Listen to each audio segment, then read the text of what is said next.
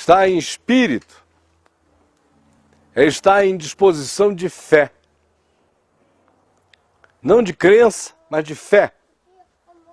Estar em verdade é não estar em nenhum processo de fuga, de evasão em relação àquilo que, em lhe vindo do Evangelho como verdade do Evangelho, não venha a ser escamoteado ou objeto de luta sua contra a verdade e nem tampouco uma tentativa sua de evasão, de fuga, de alienação, de blindagem.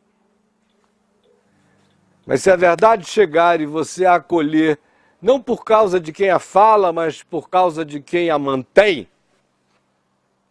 que é aquele que a diz, que é o mesmo que disse eu sou o caminho, a verdade e a vida, que é Jesus, e aquele que a mantém para nós, que é o Espírito Santo. Por isso eu disse não por causa daquele que fala, porque hoje quem fala do ponto de vista da oralidade é esse indivíduo aqui, todo cheio de ambiguidades, de ambivalências e de todas as dimensões de um ser humano que, por melhor que busque ser e estar, é um ser humano caído, como você. Mas se a gente der ouvidos ao que fala a palavra eterna e aquele que mantém o testemunho dela, dizendo amém, esta é a verdade, se nós a ela não resistirmos, então o Evangelho passa a ser nosso. Porque passa a ser um olhar, passa a ser uma prática, passa a ser uma ambição, passa a ser uma disposição, passa a ser uma rendição, uma entrega, passa a ser o nosso ponto de partida, passa a ser o nosso ponto de vista, passa a ser o nosso ponto de referência e passa a ser o nosso ponto de chegada. Passa a ser o alfa da nossa vida e o ômega da nossa existência. Ele é o A das nossas reflexões mais básicas, BCD, até as decisões mais remotas do nosso pensamento e do nosso sentimento, até o Z final, aonde a gente possa chegar, ele assambarca tudo na nossa existência. Quando é assim, o Evangelho passa a fazer bem a gente. Enquanto não é assim, ele é uma referência. Ele é uma coluna, ele é um tótem celebrativo. Ele é uma lei de boa conduta. Ele é um ideal que a gente, embora não tendo a menor disposição de viver, pelo menos diz, eu tenho a dignidade de admitir que ele é a vida. Mas eu não a busco para mim. Não é isto. Tem que ser algo que eu chame como experiência para mim, e eu não estou falando de ensinos. Porque Jesus não é Buda. Jesus não é Siddhartha. Jesus não é Maomé. Jesus não figura nesse panteão. Ele não é Confúcio. Ele não está competindo com nenhum fundador de religião da Terra. Ele não fundou religião nenhuma. O cristianismo é uma produção humana, romana, constantiniana e bem posterior ao Evangelho. Isso não tem nada a ver com Jesus. É uma máfia fraterna de expansão da sigla. Mas não tem necessariamente nada a ver com Jesus. O Jesus dos Evangelhos não entraria em conluio com o cristianismo. Estou falando é do Jesus que paira sobre todas essas coisas e que é verdade, e que não é apenas aquele que nos legou um corpo de ensinos irretocáveis na sua sabedoria e na sua verdade. Ele é mais do que ensino. Ele é pessoa. Se você se tornasse um seguidor de Siddhartha, de Buda, você não iria estar seguindo uma pessoa, você estaria seguindo um corpo de ensinamentos. Se você se tornasse muçulmano, devoto do Islã, você não estaria seguindo Maomé, você estaria seguindo um livro. O Islã. Mas quando você diz que quer ter alguma coisa com Jesus, Se você disser que está querendo ter alguma coisa apenas com os ensinamentos de Jesus, eu tenho uma coisa a lhe dizer. Você não estará fazendo absolutamente nada que vincule você a Jesus, porque os ensinamentos de Jesus não são um corpo de sabedoria independente da pessoa de Jesus. Maomé, por exemplo, nunca quis ser nada além de um profeta, que recebeu a revelação do Islã. Ele nunca pediu adoração, ele nunca disse que era o caminho, a verdade e a vida. Ele nunca disse que era o pão da vida, ele nunca disse que era a luz do mundo, ele nunca disse que era a ressurreição e a vida, ele nunca disse eu e Alá somos um, ele nunca disse nenhuma dessas loucuras que Jesus de Nazaré disse. Nem Siddhartha, nem Confúcio, nem Zoroastro, nem o Dalai Lama. Esses todos dizem, eis aqui um caminho de sabedoria para a ascensão, iluminação, elevação do homem para um patamar de transcendência e de desligamento das realidades menores, viciadas, das paixões da carne, dos condicionamentos psicológicos, das pulsões escravizantes. Eis um caminho para transcender a estas coisas, e aí cada um tem a sua vertente de ensinamento. Com Jesus não é assim. Jesus chega e diz, vinde a mim. Ele não diz, vinde ao livro sagrado. Ele não diz, vinde ao meu corpo de ensinos. Ele não diz, aprendam o meu sistema e vocês serão bem-sucedidos. Ele diz, venham a mim. Ninguém vem ao Pai senão por mim. Ele radicaliza a proposta. Ele chama para uma experiência de encontro. Ele chama a gente para comer a carne dele, para beber o sangue dele. E diz, quem não comer a minha carne e não beber o meu sangue não tem parte comigo. Ele chama a gente para uma experiência canibalesca. Ele diz, eu estou deitado nessa mesa, eu sou o pão da vida. Quem não tiver a coragem de vir e sair comendo todos os pedaços de mim, até não deixar nada, não tem vida em si mesmo. É esse o nível da imagem que ele usa, da pessoalidade de relação com ele que ele evoca. É esse o nível de escândalo que ele propõe. De que nós absorvamos e comamos ele todo, de modo que nós vamos nos tornando ele, que a vida dele vá se manifestando em nós, que ele viva em nós. É claro que ele tem também um corpo de ensinos. Mas o maior ensino de Jesus não é o que ele diz. O maior ensino de Jesus é como ele é. Ele não falou muito de amor. Ele amou. Ele manda amar o inimigo e o que nos persegue. E diz, amai-vos uns aos outros como eu vos amei. E diz, o meu mandamento é este, que vos ameis uns aos outros. Mas ele não tem nenhuma firula para além disso. Não tem nenhuma construção poética. Tudo que ele diz sobre o amor, bota a gente um na cara do outro e diz, resolvam-se em bondade.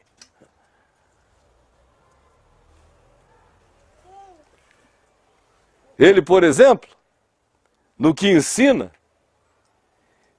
a gente a não pegar o que é precioso da gente lançar aos porcos, a conter o derrame do interior para não se vulnerabilizar diante daquele que só deseja nos devorar.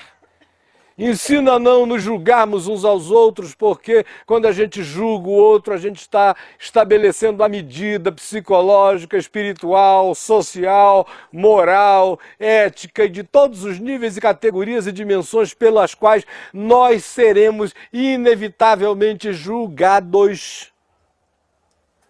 De modo que quem quiser misericórdia seja misericordioso, porque quem não for misericordioso não receberá misericórdia.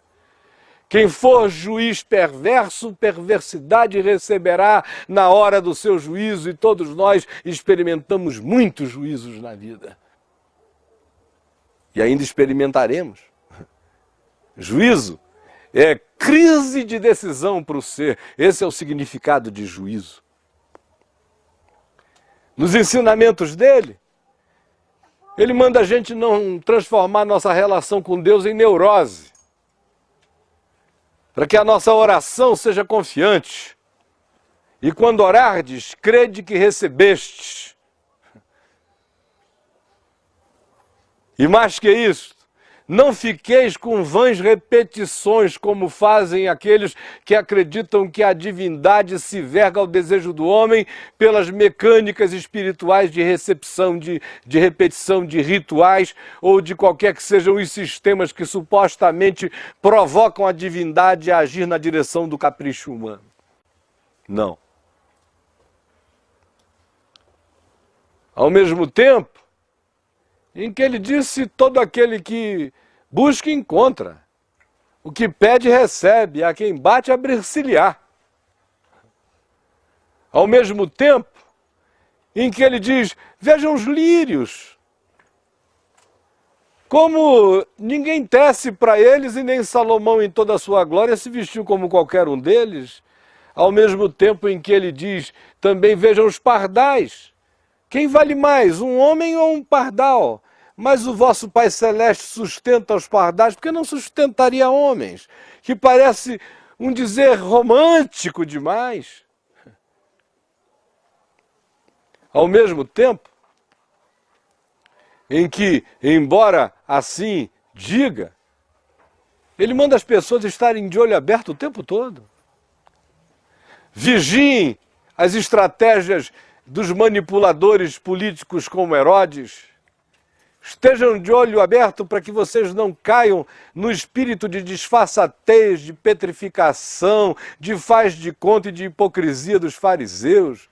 Fiquem de olhos abertos para os tempos, para as eras, para as mudanças sociais, políticas, econômicas, psicológicas, ecológicas. Fiquem prestando atenção em tudo, desde guerras, de rumores de guerra. Prestem atenção nas mudanças cósmicas, sísmicas, nos céus, nas estrelas, nos terremotos, nas elevações das ondas, das águas. Prestem atenção nas convulsões políticas, nas revoluções. Prestem atenção no movimento sismológico do planeta, nos abalos internos. Prestem atenção nas desestruturações da matéria, nos poderes do cosmos sendo abalados. Prestem atenção na grande onda e na grande nuvem que cobrirá o planeta inteiro como um grande inconsciente coletivo, derramando todo tipo de sonho angustiado, de indução de violência, de idolatria sexual, de materialismo, de perda da sobriedade, de surto, de todas essas coisas que ele disse que viriam e que atingiriam não apenas aqueles que as fizessem, mas também aqueles que estivessem perto, porque elas se transformariam em ondas de energia cobrindo a todos os habitantes da Terra. É um realismo esmagador. Os ensinos dele são desse tipo e dessa natureza, e são milhões. Não só no que está dito, mas naquilo que cada um deles implica. No entanto, olha aqui para mim, eu disse, diferentemente de Siddhartha, diferentemente de Confúcio, diferentemente de Zoroastro, diferentemente de Maomé, que ofereceram um corpo de ensinamentos, Jesus não disse: o corpo dos meus ensinamentos é a salvação. Jesus disse: venham a mim e vocês serão salvos. Bebam de mim e vocês se saciarão. A proposta dele é de encontro. É onde estiverem 2 ou 3 reunidos em meu nome, eu aí estou no meio deles. Eis que eu estarei convosco todos os dias até a consumação dos séculos. Ou seja, ele não está falando apenas para a gente se reunir e ficar fazendo zzz. Ou então, Pai Nosso que está no céu, santificado seja o teu nome, decorando o sermão do monte, repetindo. Ele não está falando disso, ele está dizendo: olha, me provem no peito. na vida, me comam, me absorvam, me devorem.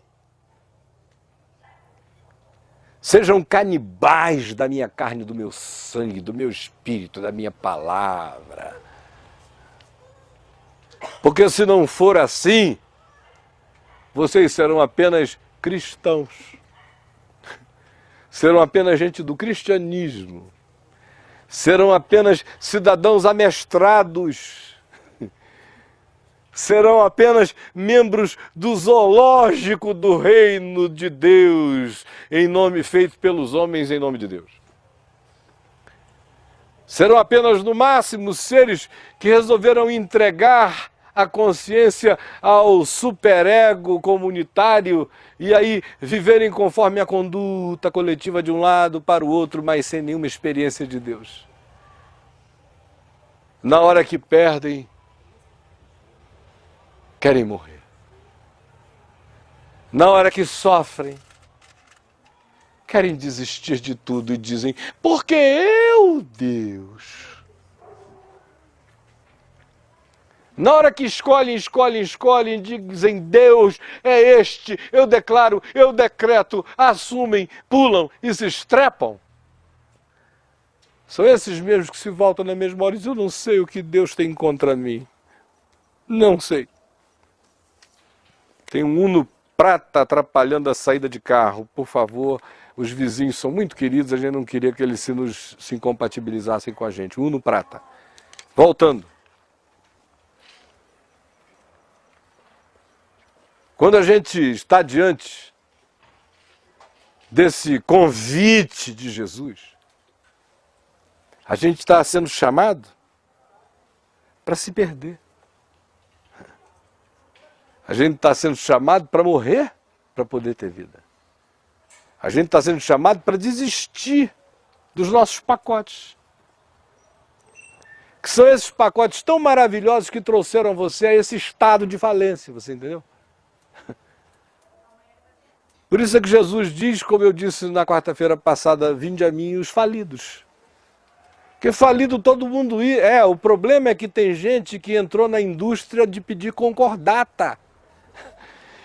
E vai até o fim da vida enrolando, empurrando com a barriga, falidíssimo, mas vivendo de cascatas. Não come e não bebe, mas o chafariz na porta do ex-palácio tem que ficar com a luzinha, com a aguinha brotando.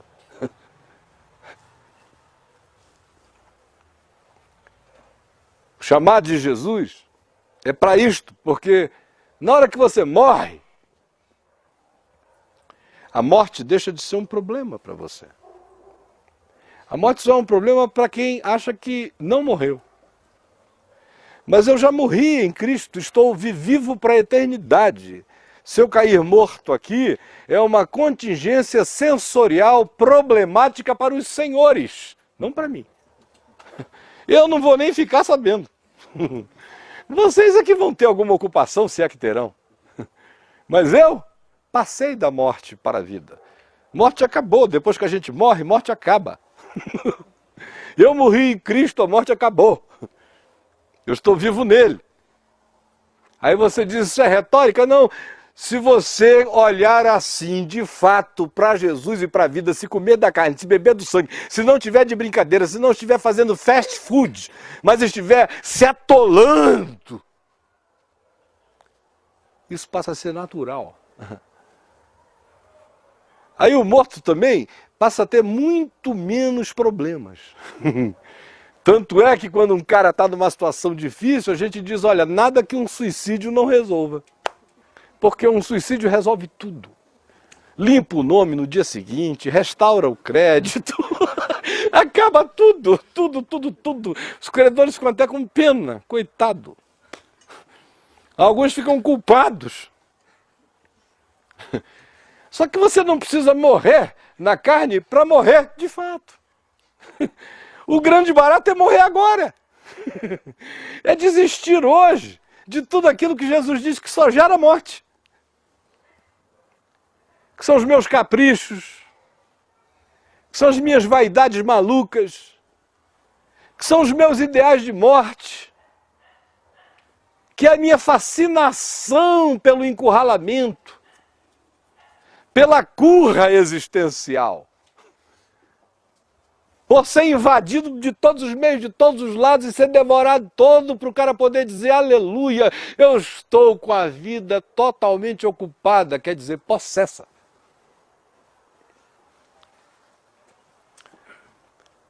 Jesus está chamando a gente para se libertar de uma carga que é posta sobre nós por muitas camadas de interesses espirituais e de conexões de doença que se somam num sistema que o Novo Testamento chama de curso deste mundo, sob o qual a gente anda subjugado.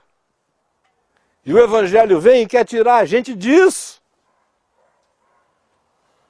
Quer dar a você a liberdade de decidir se é importante ou se não é. A agenda é sua. Ou melhor agora, é a agenda da vida proposta pelo Evangelho, comida por você como algo que é seu. Mas isto tudo só começa a fazer sentido se a experiência for com Ele.